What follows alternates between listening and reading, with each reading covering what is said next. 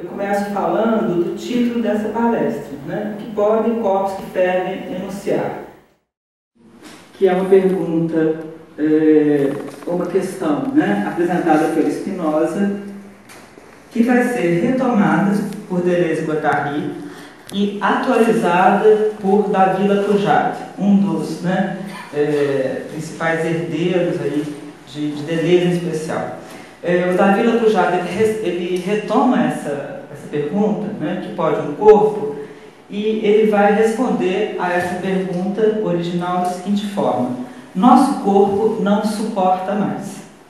E por que ele não suporta? Porque a crescente tensão entre nossos fluxos internos e os fluxos externos que nos impactam, como em um tiroteio de mão dupla, né, que vem de dentro e o que está vindo de fora, de fato nos coloca em uma situação limiar, limítrofe, tristemente, né, ainda hoje está vivendo. Em segundo lugar, o título da minha apresentação retoma a inflexão de Spivak, quando, ao refletir sobre a espiral de silenciamento que atinge aos desvalidos e socialmente desqualificados, pergunta-se: pode o subalterno falar? Em terceiro lugar, e no atravessamento desses dois enunciados anteriores, de Spinoza, retomado por Deleuze e Guattari, respondido por Lacujade e pela reflexão de Spivak, pensando nesse atravessamento, eu vou evocar uma palavra de ordem que foi constituída no ano de 2014. E essa palavra de ordem, ou essa convocação, ou esse convite, ou esse enunciado, se chama Fervo também é luta. Fervo também é luta foi o lema, né, lançado por um coletivo de São Paulo, um movimento que se chamou Revolta da Lâmpada, ainda existe, que surgiu na cidade de São Paulo no ano de 2014, depois de um forte ataque homofóbico contra 3 homens, praticado por 4 outros homens, na Avenida Paulista no ano de 2010. A frase se disseminou rapidamente, tornando-se emblemática de engajamentos contemporâneos, inclusive musicais, que incluem e pressupõem a liberdade expressiva de corpos e sujeitos como norte prioritário, e ganhou notoriedade na expressão artística do rapper negro gay, multi-experimental Rico da Laçã, responsável por estudar hoje o que eu estudo. A essa tripla evocação, iremos propor uma inflexão. Assim como um argumento de fundo nessa apresentação, proponho que corpos subalternizados podem falar, e segundo venho observando, o fazem a partir de uma tessitura audiovisual. Isto significa dizer que suas existências... pulei um pedaço aqui. Isso significa dizer que corpos que cantam, que dançam e que publicamente performam suas existências, combativas e dissidentes, enfrentam plasticamente ao silenciamento.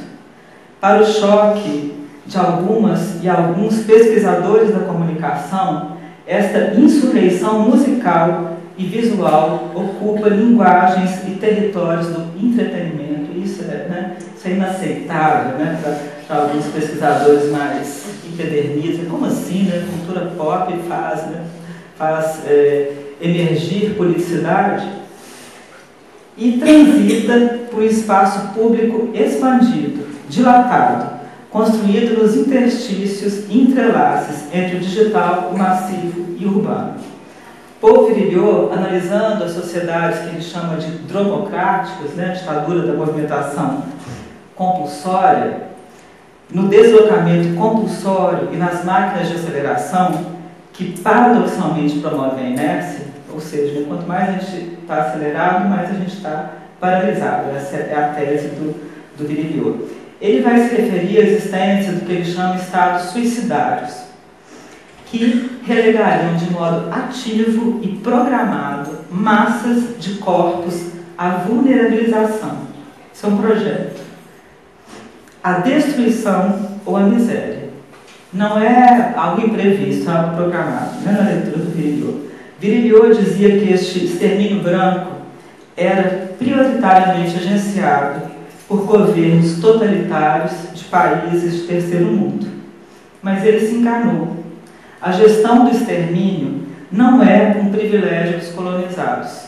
Muito ao contrário, ele é parte de um projeto global capitaneado pelos ditos civilizados. Essa hipótese aparece nas reflexões recentes sobre a pós-democracia, mas também se encontra muito claramente nos ensaios, né, todos os ensaios de Achille Mbembe sobre a necropolítica, de Carol Adams sobre a política sexual da carne, de Silvia Federici sobre a relação entre a ascensão do capitalismo moderno e a dominação feminina, de Paul Preciado sobre o que Paul Preciado chama sociedades farmacopornográficas. As várias escravidões impostas a corpos humanos e a corpos animais foram o pilar do capitalismo e dos estados modernos. O capitalismo industrial e internacionalizado, que se atualiza no capitalismo pós-industrial e financeiro, instaura o terror como regra, e mais ainda, como regra legítima, necessária, autorizada. Como nota Mbembe, a política é uma forma de guerra, sendo que, citando o autor, a expressão máxima da soberania reside, em grande medida, no poder e na capacidade de ditar quem pode viver e quem pode morrer. Fecha a citação. A desumanização dos corpos humanos e da sua morte, de que fala Mbembe, e a dilaceração de corpos animais para sua devoração, de que fala Adams, a Carol Adams, para que, respectivamente, deixem de ser humanos e deixem de ser animais, convivem com a industrialização da morte, com uma absurda ética do terror, que legitima e pressupõe o direito de dizimar o inimigo. A escravização de corpos indígenas, de corpos pretos, de corpos de mulheres, de corpos trans, de corpos de gays, se dá igualmente no seio de uma guerra do visível. 20 anos separam a morte de Dandara dos Santos, em fevereiro de 2017, na periferia de Fortaleza, do assassinato de Mário José Josino, em 1997, na favela Naval, em Diadema, periferia da Grande São Paulo. 7 anos antes de Josino ser morto e 17 anos antes de Dandara ser executada, acontecia e se exibia em rede nacional um brutal linchamento de 3 homens sem rosto e sem nome em Matupá, no Mato Grosso. Todos esses episódios foram filmados e compartilhados. Inicialmente em Matupá, na época, né, que aconteceu esse linchamento, que foi filmado por um cinegrafista amador. Essas imagens foram compartilhadas em programas da rede massiva, né, de televisão. Dandara já no seio aí, né, da cultura pós-massiva, né, compartilhada, uma filmagem feita pelos próprios algozes, né, e que é compartilhada publicamente. O Josino, são várias etapas dessa guerra do visível. O Josino, a morte do Josino é filmada por uma câmera oculta, não se sabe, fica um pouco em dúvida de quem foi exatamente que fez essa imagem. É exibida a morte do Josino no Jornal Nacional. Essa morte ela é repetida tantas vezes, até que a mãe do Josino ela faz um apelo público, porque ela vai dizer que ela não suportava mais ver o filho morrendo, né? Tantas e tantas vezes. Então existe ali uma guerra do visível que é também, né, agenciada. Feminicídio, genocídio, nenhum deles é privilégio terceiro-mundista. Isto já o perceberam intelectuais e ativistas mexicanos, por exemplo, que já há alguns anos, partindo da leitura de Mbembe, articulam o narcopoder local ao necropoder mundial. Não é um privilégio, não é uma ação dos bárbaros, né? É um projeto global que nos afeta. Não por acaso, o Paul Preciado propõe que as redes insidiosas e tentaculares do capitalismo ocidental internacionalizado são sustentadas por lógicas farmacopornográficas na produção e disseminação em larga escala tanto de medicamentos como de audiovisualidades, cujo objetivo não é exatamente alienar, mas é, de modo intenso e ostensivo, controlar, designando modos corretos e compulsórios de gozar, impactando diretamente a constituição libidinal de mulheres e homens nas suas diferentes vivências geracionais e de gênero, e o fazem de maneira metanarrativa e subrepetícia, mas tocando o mais profundo: peles, órgãos, sexualidades. A vinculação entre possessão demoníaca, e essa afirmação aqui que incomodou muito a um colega europeu, a vinculação entre possessão demoníaca e capitalismo, explorada por Michael Tosse, implica não apenas enfrentamentos éticos e morais. Partindo da obra de Jorge Bataille, que também é estudada pelo Mbembe no Necropolítica, o autor insiste em uma derivação inusitada. Há uma parte maldita e transgressora no consumo, e ela se revela no desperdício passional e descomedido, mas também na devoração, na colonização de corpos pelos ditames do capital, predando as subjetividades, nos tornando, ícones da cena pós-moderna, verdadeiros zumbis. Não seria incomum, nestes acordos diabólicos, valer-se da despossessão, que é imposta a um outro, que não você, usurpando ou expropriando corpos, vidas ou valores. A posição hierárquica obtida por se possuir coisas próprias, configurando mecanismos de distinção social, implica negar a outrem o direito de possuí-las. A exclusão atinente a sistemas sociais e econômicos estruturados com base na propriedade privada, que autorizam a expropriação, supõe a criminalização das insurgências, em especial daquelas insurgências que configuram uma luta pelo direito a possuir que pode ser advogado pelos expropriados. Tosse toma o sistema capitalista pelo seu avesso, analisando em sua periferia, na percepção do impacto de suas relações produtivas por parte de grupos rurais da Colômbia e da Bolívia. O choque entre a racionalidade produtivista do capitalismo mundial e as lógicas tradicionais dessas comunidades é o lugar de onde ele observa a emergência de explicações mágicas e do recurso à figura do diabo como forma de mediar um encontro conflituoso entre esses dois universos.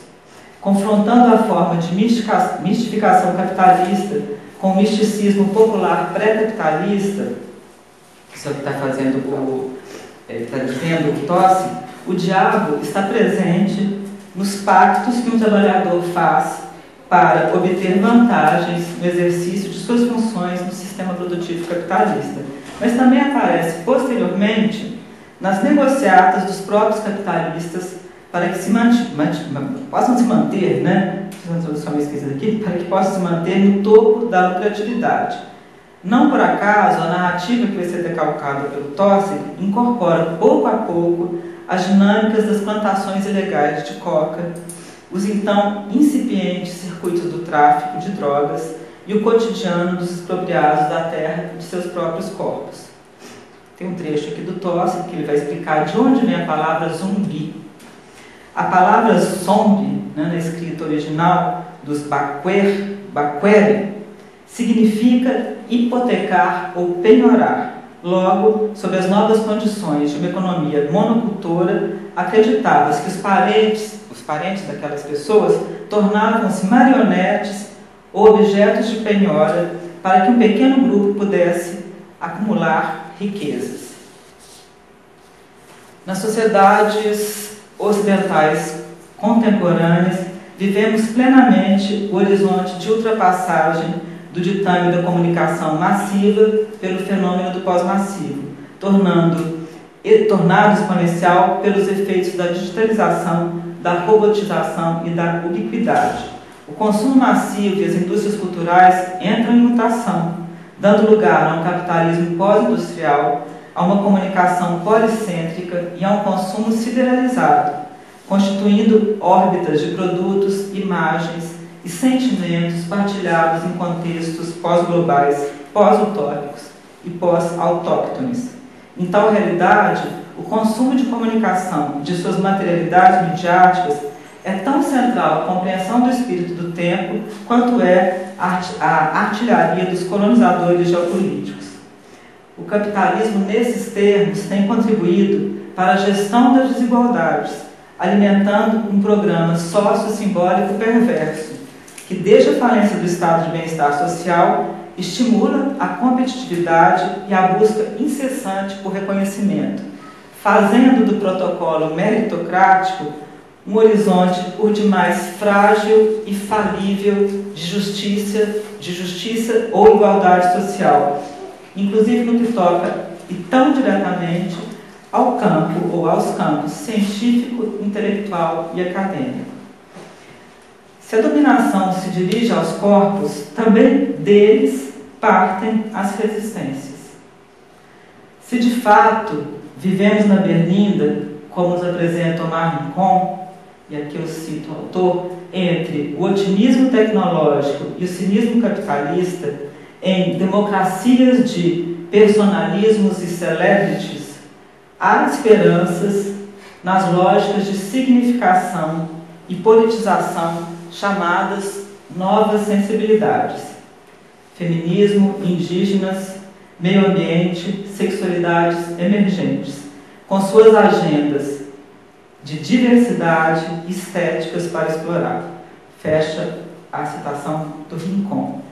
Este redirecionamento estratégico, no sentido do termo estratégia, tal como conceituado e concebido por Sertor, pode também ser identificado nos estudos que se propõem a analisar a comunicação pela via das emoções e dos afetos, pressuposto que adotamos a partir de Spinoza, tanto nas reflexões sobre o consumo da comunicação audiovisual e a vida das imagens, quanto na apreensão da centralidade das ordens do sensível e de diferentes experiências estéticas em formas contemporâneas de ação política. E aí eu retomo, a pergunta inicial. O que acontece quando corpos que fervem começam a cantar, a gerar e a gestionar suas próprias apresentações? Que ruptura é imposta aos aduaneiros da representação, da verdade, da legitimidade e da autenticidade quando esses sujeitos produzem a sua própria epistemes? Significa dizer, quando os próprios atores sociais produzem a explicação sobre o que eles fazem, sobre quem eles são, sobre o modo como eles querem se apresentar. Então tem uma recusa da representação. Isso aflige a muitas pessoas, não poderem mais dominar esse campo da representação. Aproximando os fenômenos da comunicação às problemáticas de gênero, identificamos esta centralidade. Uma página aqui, do corpo que canta e que ocupa as cidades, os espaços audiovisuais, como sendo uma figura política protagônica e dotada de autoria enunciativa. Esse é um outro conceito também bastante importante, de pensar não só no protagonismo, mas como nessa dimensão da autoria enunciativa. Estes corpos que cantam constituem o que Alvarado e Dias, que são dois pesquisadores colombianos, chamam de uma subjetividade política encorpada, como se o espaço constituído por e em torno dessa sonoridade corporificada funcionasse como matriz simbólica de perspectivas bastante concretas de vida e afirmação subjetiva.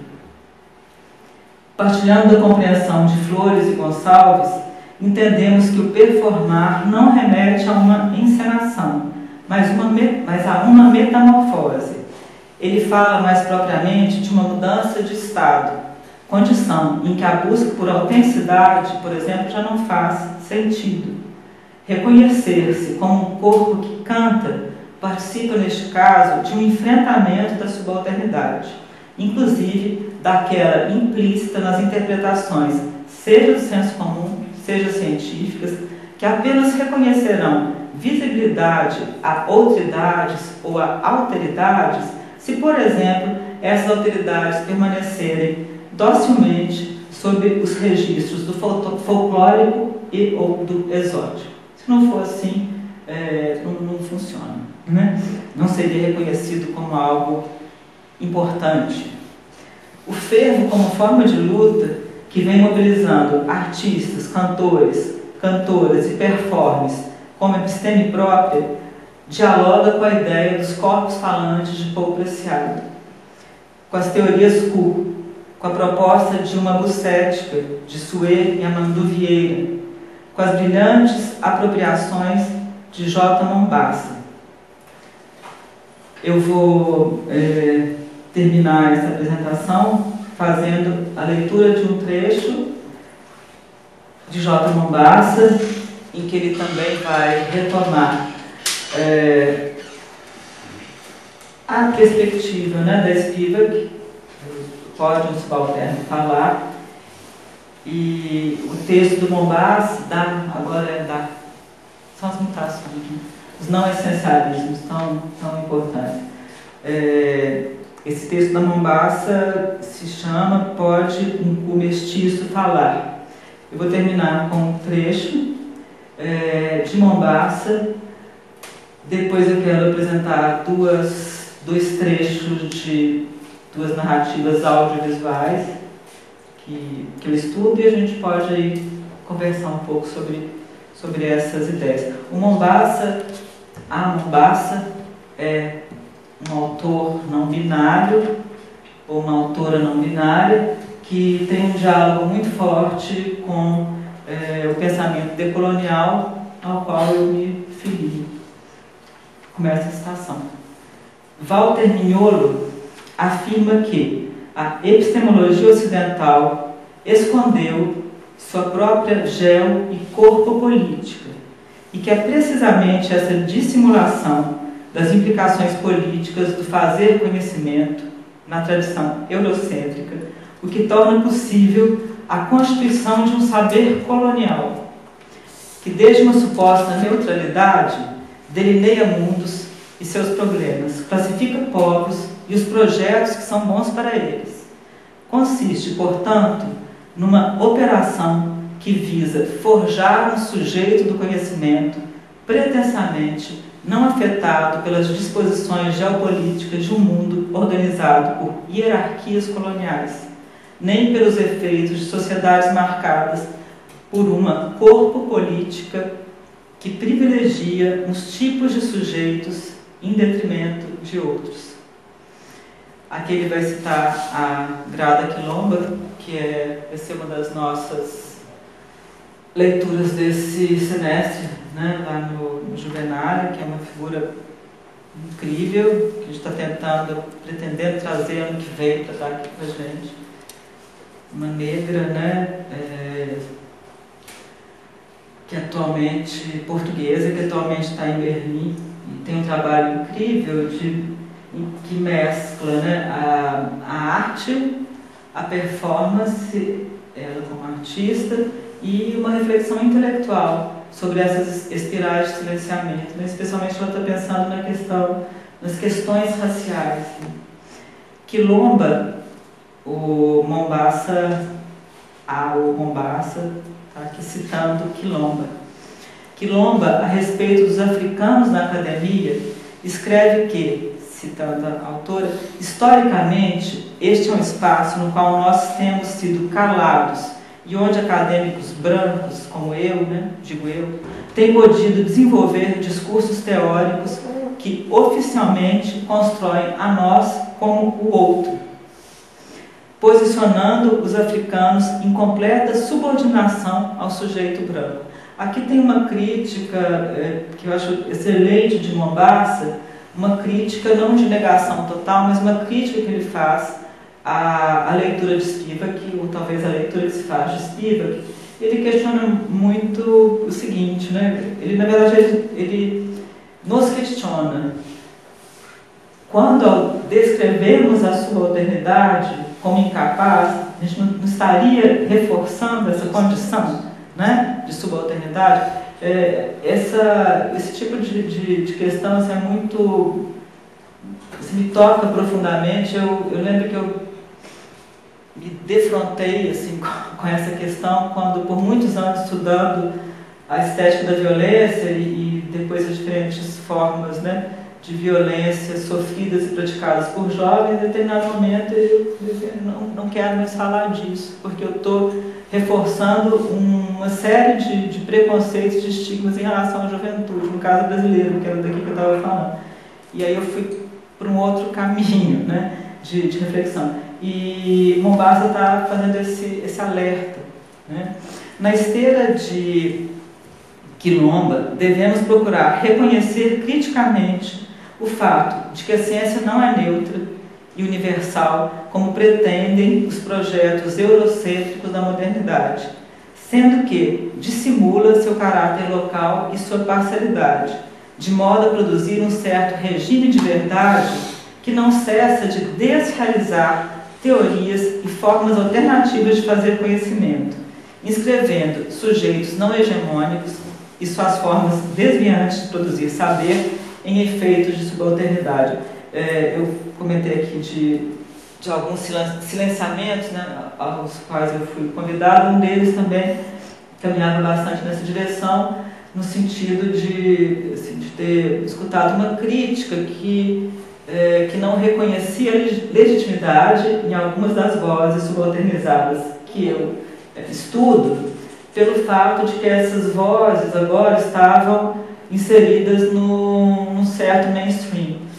No caso, o incômodo maior foi provocado em função de uma análise que a gente estava fazendo de Pablo Vittar, né? E então aquela ideia assim, de que se um sujeito subalterno ele só será legítimo enquanto permanecer na subalternidade. Isso foi dito. É lindo, né? As pessoas precisam viver, né? Para deixar, né? São direito, né, de se deslocar. Mas parece que para algumas leituras não. Então Paulo Vittar não pode. E interessante porque ele se trouxe como exemplo de uma voz legítima que merece a nossa atenção, nós, né, que podem fazer a interpretação, né? Foi Linda Quebrada. E eu falei assim, olha, é interessante, realmente a Linda tem uma potência, e é muito diferente. A construção narrativa da Linda Quebrada é muito diferente da construção narrativa de Pablo Vittar, que é diferente da Lia Clark, que é diferente da Gloria Groove, que é diferente da Arethusa Love, que é diferente da Mulher Pepita, que é diferente de várias outras, né, outras expressões. Mas isso não significa, né, que não exista ali uma condição legítima de fala. E eu comentei nesse dia e falei, olha, então, o que você me diz, né? No caso da Linda Quebrada, que participou com outras cantoras de iniciativas de produção audiovisual que foram fomentadas por um apoio da Absolur, né? E, enfim, né? Questões, paradoxos para a gente pensar, né? E de fato, né? E ali tem um trânsito interessantíssimo, né? Por esses universos todos. Acabou de documentário sobre ela, feito pelo Kiko Goifman, acabou de ser premiado, né, no Festival de Berlim. Fez. São dois, tem dois, mas especificamente sobre ela ele, que é um cara, né, que tem toda uma... estava ali também, né, no Fervo como luta, tem todo um diálogo aí com esse universo. Então, para a gente pensar um pouquinho, né, que tipo de de movimento, o conhecimento impõe a essas expressões, né? a essas falas, né? Subalternas ou subalternizadas, que seria melhor ainda dizer, né? Subalternizadas. J. Mombassa faz essa inversão nesse texto e ele diz que seria interessante, talvez fosse interessante que a gente não pensasse assim, pode o subalterno falar, mas que a gente pensasse numa direção, o que acontece quando um subalternizado, aí eu vou usar essa expressão, fala. A gente retomou essa ideia agora no artigo que a gente vai apresentar eu apresento em parceria com o Thiago Neves na Intercom, em uma análise de Lineker, né, que é uma figura também que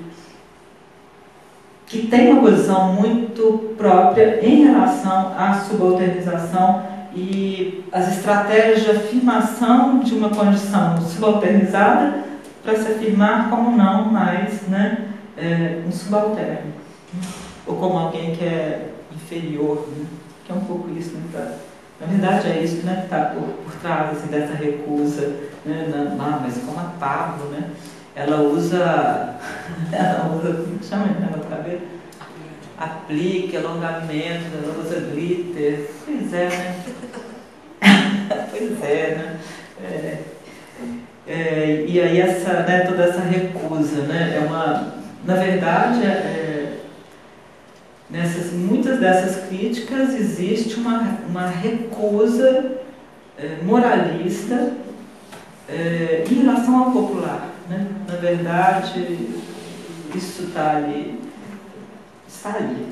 né? Está ali. Sem ser dito dessa forma, mas está ali colocado. Seguindo então, como a última fala aí, de Mombassa, de minha própria experiência, a gente pode adaptar aqui depois, assim, como quiser. Eu falaria de outro modo, mas eu vou falando aqui, dando voz a ele. De minha própria experiência acadêmica, que Mombassa é de Natal, né? Uma intelectual que surge ali em Natal. Natal é um grande celeiro de grandes intelectuais e artistas também do ativismo de gênero, como a Kaya Conk, que é uma figura assim, muito importante e próxima também de Mombassa. Mombassa, então, está surgindo dali. Atualmente está vivendo, esteve em Berlim também e agora está vivendo em Portugal, embora tenha sido convidado pela última curadora sul-africana da Bienal de Berlim para uma fala inicial, né? E nessa última Bienal de Berlim, essa curadora ela começa a apresentação da Bienal ao público dizendo: estamos em guerra, né?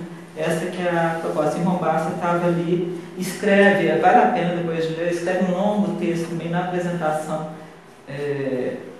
dessa última edição. Da minha própria experiência acadêmica como bicha, guerrilheira, posso contar das inúmeras ocasiões em que tive meu discurso intelectualmente desvalorizado em função do teor político de minhas colocações. A evocação de um saber estratégico claramente posicionado, dinâmico e desobediente, por diversas vezes, rendeu-me conselhos para eleger uma atitude científica separada da minha prática política e no subtexto de meus próprios movimentos de vida. Como se esse corpo gordo, mestiço, viado e revoltado, este cu canibal e sua política monstruosa não tivessem lugar no âmbito da produção de conhecimento, como se este saber corpo político não pudesse adquirir o status de saber, ou, quando muito, o de um saber menos verdadeiro que o saber científico que se supõe politicamente neutro. Bom, Moisés, sua apresentação muito bacana, muito interessante, muito rico esse seu olhar político, né? Esse puxar político para essas questões, né? Então, assim, são questões que interessam e se articulam bastante com coisas que eu venho pesquisando. Então, estou trabalhando com uma aluna agora, em cima de alguns videoclipes, e a gente está trabalhando com o que a gente está chamando queer funk, né? Essa cena queer funk. E aí a gente tem trabalhado também com a figura dos trans, mas que é uma coisa mais recente, né? A nossa pesquisa, na verdade, começou com as lésbicas, né? Então com o Sapabonde, né? Depois a gente foi passar para Solange do Aberta, até chegar a esses casos mais recentes, né? E aí é muito interessante como isso começa acontecendo justamente num espaço de funk, né, que nas comunidades do Rio é um espaço bastante masculino e machista, em que a mulher ocupa um espaço bastante de objeto, mais subalterno, nas periferias, e aí é nesse movimento, é nessa cena em que começam a surgir esses espaços de transgressão dentro do marginal, né? Se a gente pensar no funk como marginal, proibido, entra o PP, está proibido, né? Então você vai para outros espaços. Então é muito rico como a gente encontra num espaço que como você falou, articulação entre cultura massiva, entre o digital, entre o pop, né? Mas com um olhar também de pessoas com um referencial em cinema também, né? Que prepara esses clipes tão bacanas, né? E aí como surge ali um espaço que é lúdico também, né? Para discussões de questões tão ricas, né? Então, assim, é tão interessante como nessa aparente performance, né? É uma performance que tem tantas coisas tão ricas, tão profundas, tão sérias sobre a nossa sociedade. Então, era por aí que eu queria falar. Gostei muito de ouvir você, como sempre. Obrigada. Eu comecei a conversar pensando nessas aproximações e diferenças, né, dessa cena paulistana, em especial com o que acontece aqui no Rio com a Simone, né, lá no grupo pop do Thiago, lá de Cult, né?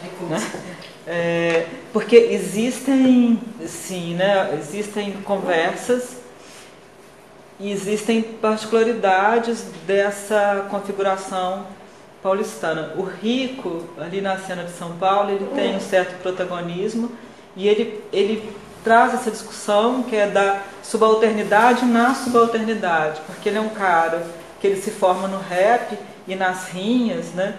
E ele conta um pouco disso, de como assim, de início, o fato dele ser gay, que ele ser negro ali não ia ser um ponto, né? Aliás, não seria um problema. Mas ele é um cara negro, periférico, gay.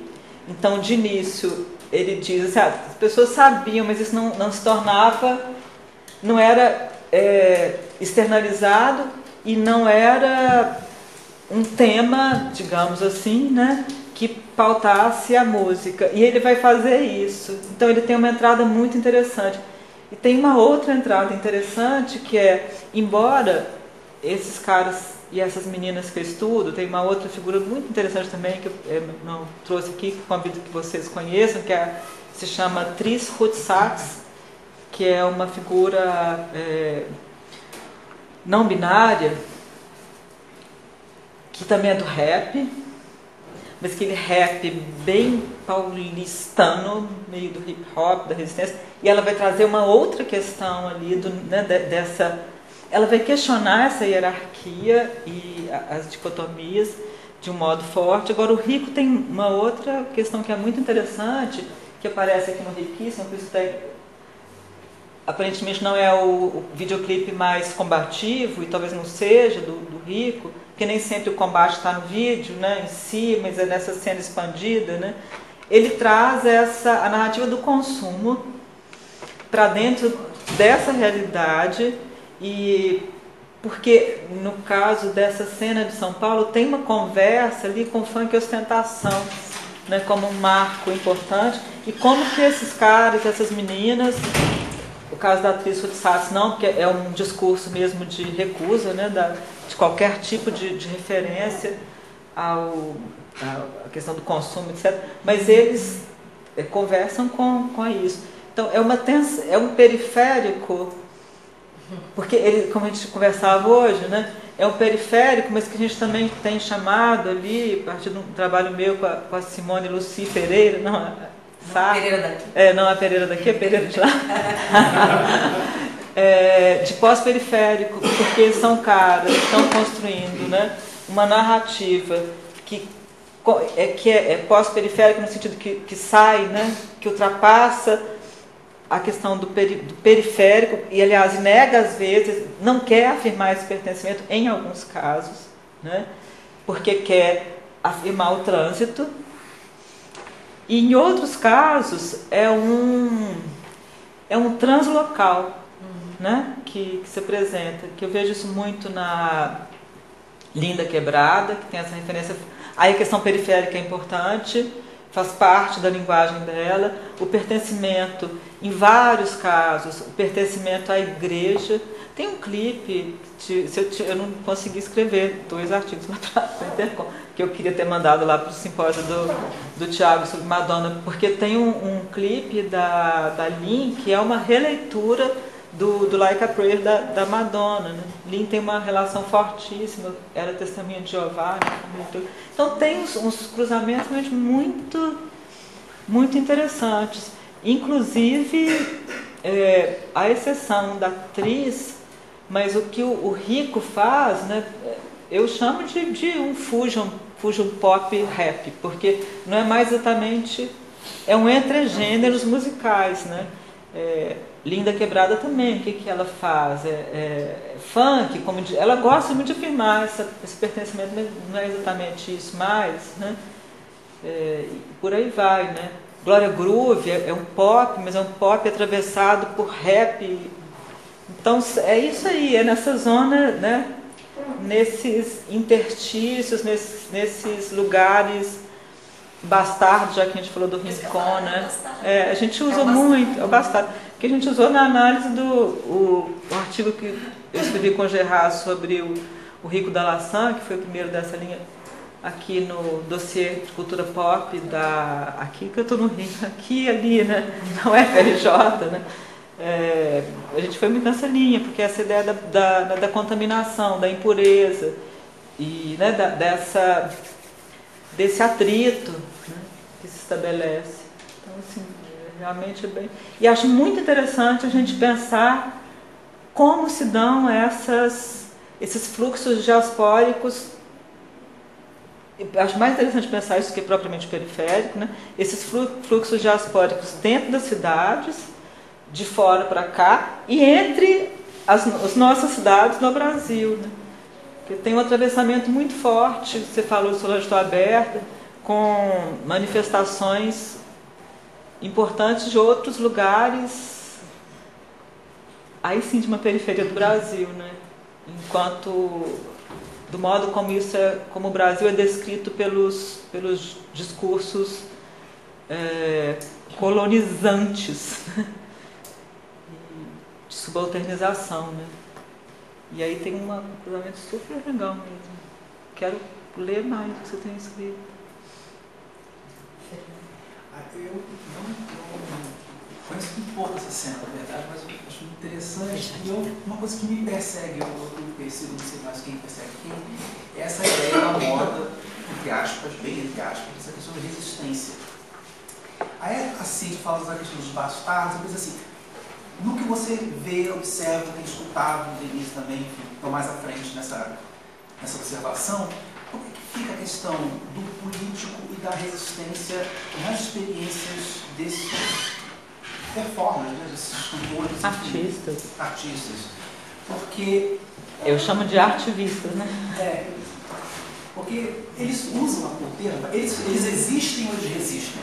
Assim, sabe? Como é que é isso? Linda Quebrada usa já há algum tempo, de modo explícito, reexistência.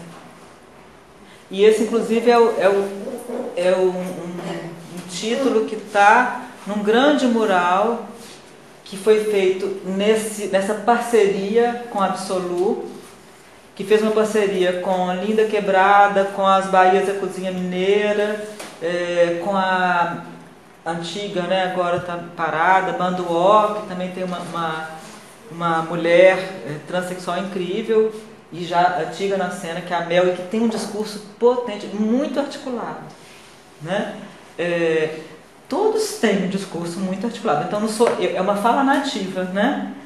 Linda Quebrada usa reexistência, o que nós fazemos é a resistência.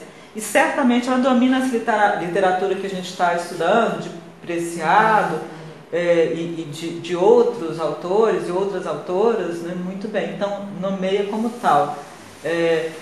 Glória Groove também afirma, Clara está aí, né? Afirma essa presença de um outro modo, mas afirma, inclusive, tem uma discussão importante, né, que a gente não dá para aprofundar, mas que dá para dizer que tem, que é uma discussão não só de visibilidade, as diferentes políticas de porque são diferentes políticas de audiovisibilidade que convergem em alguns pontos, mas também diferentes compreensões da representatividade. Glória Groove e Linda Quebrada afirmam explicitamente a importância de ocupar todos os espaços, como ela fala aqui, né, no Império, Ascensão do Império. A gente está na Globo, né, e é importante estar nesses lugares. Essa não é uma postura de todas as artivistas musicais de gênero que eu estudo, mas fala assim em reexistir, ali fala em reexistir e ocupar, né, a ideia de ocupar, a ideia da representatividade, mas ao mesmo tempo elas e eles têm posições muito críticas em relação às apropriações da agenda de gênero. Por exemplo, quando saiu, aliás, isso é um negócio que a gente escrevi no meu projeto agora, para falar dessas tensões, quando saiu o clipe do Nego do Borel, com Nega da Borelli, o Rico da Laçã, assim, ficou irado e foi assim para o pau nos fóruns pós-massivos, né? E se posicionou contra, afirmando que Nego do Borel prestou um desserviço ao representar, porque tem esse embate, aqui, porque são vozes autorais essas, né? São apresentações. Podemos questionar mil coisas, mas são apresentações. Assim como Pablo Vittar é uma apresentação, hoje em dia de outro modo, né? num outro campo audiovisual. São extremamente críticos em relação a essas apropriações outras. Mas assim, são hábeis de negociar a presença, né? O famoso lá, que eu acho que é bem bobo, eu particularmente tenho um pouco de programa da Fernanda Lima, que eu acho bem assim, do exotismo, né? Ah, vem cá, vem aqui, mas é implicância minha, provavelmente, mas eu me incomodo. Mas eles ocupam esses espaços, né? Eles e elas têm diferentes modos. Agora, assim, evidente, as figuras não binárias aí, cara, não tem muita publicidade querendo, não, sabe? Disruptados, toda hora descabelada, não binário, aquelas roupas avacalhadas, não foi pra... A avó não chamou, não, entendeu? A avó deixou o glamour lá, né, das lindíssimas, aquela coisa, né, aquela maravilha, Pablo, né, a ideia da perfeição. Tem toda uma discussão, né, também, e para mim aparece muito na Lia Clark, que é desse lugar da mulher, porque ela fica jogando, ela joga com deboche, mas tem uma discussão interessante. Tem muitas discussões interessantes, né, para a gente fazer. Eu acho muito bacana, espero que você, com o seu trabalho, né, consiga tensionar mais. Eu acho que quem já foi meu aluno aqui sabe, eu tenho desespero da palavra periferia, desse conceito. Pois é. Né? Então, conversa, nunca comentei como a gente estava em Belém. Belém foi uma vez? Foi em Belém? Teve em Belém. E eu lembro que nós, lá no grupo de música, o movimento estava começando, e a mesa era chamada de... Não era Compós, eu acho. Acho que era Intercom, não sei. Enfim. A Manaus. A Manaus era Intercom. Aí a mesa era chamada de saberes periféricos, né? Aí estava lá uma mesa de gente muito bacana, muito inteligente, né? Falando de Belém, dos grupos de Belém, do Amazonas, né? Todo ali, o norte, todo aqui. Gente, não estuda isso, eles estudam. Eu me levantei e falei, está na hora de a gente parar de chamar isso de saberes periféricos. Pois é. Porque, peraí, nós estamos aqui na centralidade deles, né? Se Boaventura Souza Santos disse isso, Boaventura, desculpa, Milton Santos disse isso há muito tempo.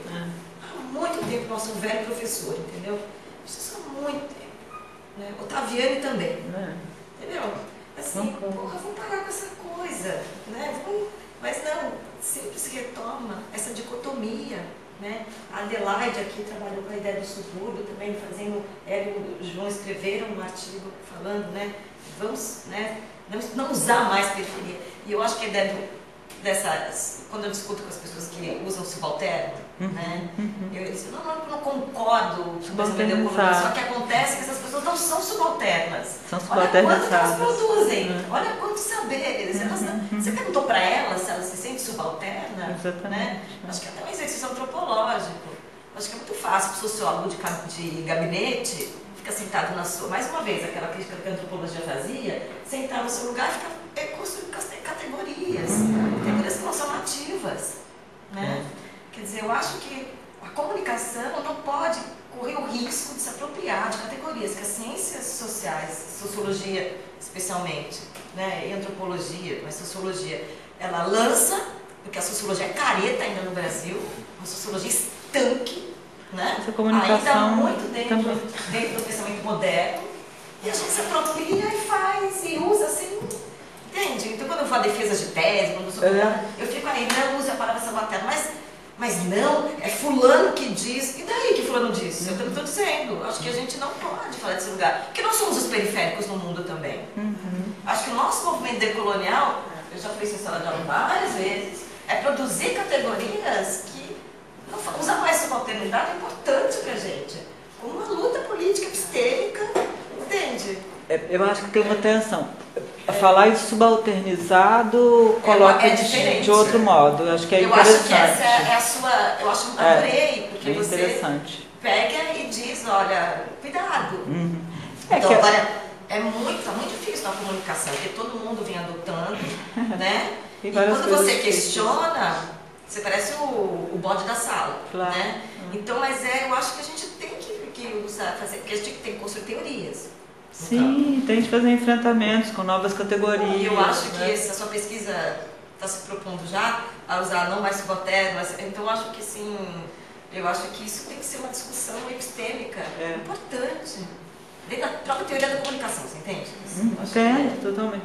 O que eu fico atenta, assim, por exemplo, agora que eu mandei, eu mandei um projeto novo de Bolsa PQ, vamos ver se você qualificar. Eu até, assim, problematizo esses conceitos pensando o que eu preciso estar atento. Quando esses sujeitos se referem à condição periférica, eu preciso observar isso como uma afirmação, né? Agora, eu não preciso afirmá-los enquanto periféricos. Quando a gente construiu, eu te falei que estou fazendo um aprofundamento agora dessa discussão com a Simone Lucy Pereira, que é mais fácil assim. A gente fez um texto alguns anos atrás que falando do pós-periférico, que foi assim, um parecerista gostou muito, o outro ficou enlouquecido. Foi um embate, né? E é um embate quando a gente traz o pós-periférico para pensar essa dilatação da ideia, esse lugar político, como você se refere a esse outro, quando ele é um outro, né? Aonde você coloca, né? Então, assim, acho que é uma discussão, de fato uma discussão importante. E J. Mombassa tem me ajudado muito nisso, e felizmente que eu considero essa voz subalternizada de J me chegou, né? Me chegou também por uma felicidade de ter no grupo, no Juvenália, pessoas que não estão necessariamente nesse centro. J. Mombassa é incrível para isso, né? Ele vai muito nessa direção. Eu conheço por causa de Tigresa que usava então, e é importante. A Grada Quilomba também é uma figura que me parece muito importante. E sim, tem essa ideia, existe essa ideia, né, de que uma ciência da comunicação séria né, científica, né, ela deve, essa que me implica, deve ser crítica, mas às vezes isso se, não que não deve ser, deve ser, mas isso às vezes se confunde muito fortemente com uma desqualificação daquele que você está chamando de subalterno, né? Que é a questão de Mombassa, quando faz essa... Não está jogando fora a leitura da Spivak, que está dizendo é importante, mas a gente tem que ter um cuidado. A gente até usou isso nesse último artigo lá da Intercom sobre Lineker, né? Que aproveitamos essa crítica que Mombassa faz, né? Assim como a ideia do Paul Preciado, também são conceitos que deslocam, né? Quando o Preciado fala dos corpos falantes e está dizendo assim, não vamos mais falar de homem e de mulher, não. Vamos falar de corpos falantes. Então, o que importa é... A pergunta que se deve fazer é assim, esse corpo falante está numa condição de não igualdade, que não é para ser igual, está numa situação de equidade com esse corpo falante? Ou esse corpo falante está mudo e esse aqui está falante? Né? Então, são inversões que deslocam, né? que vão ao encontro do que a gente falava hoje, né, Paulo, como falar desses inomináveis, né? Criar esses conceitos que se referem ao inominável. É fundamental, e daí tem vários, né? Eu gosto muito do Rincon porque ele tem essa ousadia e leva cacetada aí na América Latina fora, né? Porque ele desmonta. Então ele vai pegar o conceito de política, que a gente até usou para pensar Rico da Lacan, e ele fala de uma popilítica. Isso... Né? Cidadania celebrity. Como assim? Cidadania celebrity. Comunicação bastarda, bastardia. As teorias da comunicação são bastardas. Né? Temos várias mães, mas não sabemos quem é nosso pai, como ele fala. Né? Tem um texto do Micael até nesse livro, né? No Reinvenção Comunicacional, que é a Reinvenção Comunicacional da Política, é o nosso.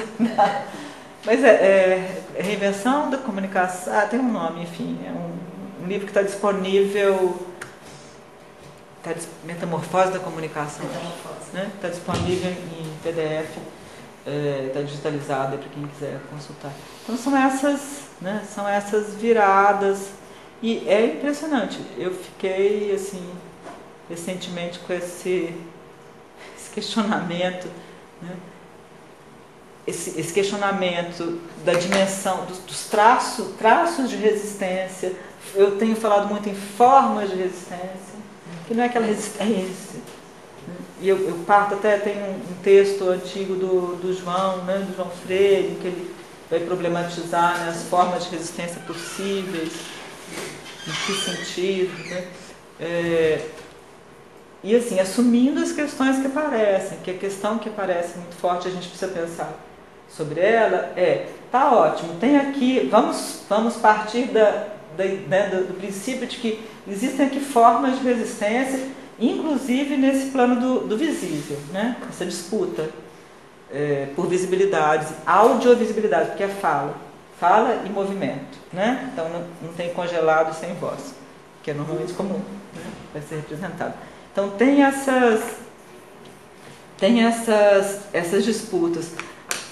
E a pergunta que acontece, ela deve ser feita, muitas vezes, assim, que é feita, às vezes, para eles e elas, ótimo, tem essa forma de resistência. Isso mudou, efetivamente, a vida dos sujeitos subalternizados? E aí, assim, isso aí, tanto a Lin quanto a Pablo vão dizer, sim, existiram, a partir da minha presença pública, enquanto sujeito, que inclusive tem um reconhecimento e uma inserção social, que vive do negócio da música, não pode, tem que ficar lá preso, lá encarcerado, não, mas vive do negócio da música, ela diz isso, assim, eu ofereci não só uma perspectiva de construção subjetiva para um sujeito que não teria essa perspectiva, né, que teria, assim, como a Grada Quilombo trabalha isso muito bem, né, estaria sendo cerceado na sua condição de sujeito, seria um sujeito assujeitado, né? Então dei essa perspectiva, E no caso, por exemplo, da Lin, que aí tem uma atuação militante muito forte na cidade, junto às travestis, às lésbicas, inclusive na produção dos videoclipes, aí tem uma mudança social. Agora, é isso, né? É isso, é Butler, né? Eu não sei se eu te perguntar, porque dentro da performatividade em Butler, eu acho que vai muito de encontro que essa fala que você acabou de fazer, né? Porque constrói a possibilidade de uma gramática existencial, né? Entendeu? Entendo, só que não cabe tanto, eu por hora não tenho optado pela Butler, porque eu tenho feito essa opção por Paul Preciado, não, claro, na leitura que faz de Butler, mas nessa construção de um outro, né, um outro lugar de observação dos corpos falantes, dos contralaboratórios, né? Mas sim, tem a ver, sim, claro, tem a ver da performatividade de Butler, sem dúvida que tem. Mas são questões assim, né? Tem essa complexidade, a gente não está, né? A gente está falando do lugar onde a gente vive, né? A gente não vive num lugar assim, né? A gente vive dentro da ideia, né? Desse necropoder, que é global, mas de muitas formas de resistência. E de existência, talvez, né, eu já gostei, agora eu estou um pouco incomodada com resistir, porque virou né, igual design um tempo, né? Tudo era design. Design de pé, design de cabelo, design Então tem que ter um pouco de cuidado, mas não é para jogar fora o conceito, mas essas formas de existir, de se apresentar, né? Acho que vale a pena pensar um pouco por aí. São formas de existir que, ao ganhar visibilidade, também se tornam uma forma de existência. Então, porque eu acho que porque oferecem uma proposta de performar outro existir. É isso aí. Então, assim, quando a Lin, o Rico está oferecendo aqui alguma coisa, mas quando a Lin também se apresenta, né, ela efetivamente está fazendo um convite, né? Nessa ideia da performance como que está no Mbembe, mas também está aqueles autores aqui, Anjos e Gonçalves, que é de oferecer para um outro sujeito esse que a gente tem chamado muito de devir trans, né? Um devir, uma metamorfose possível. E não importa, assim, como eu falo nas minhas danças aí, falando disso, eu não sou uma mulher trans, tá? Poderia ser, mas não sou, né? Então, ainda assim, a mulher que é a Lin, ela diz do modo como eu entendo e que eu quero ser mulher, né? Também. Então tem esses trânsitos, né? Aí possíveis. E são formas de performar outras, né? Outras existências, né? Então acho que é bem nesse caminho mesmo.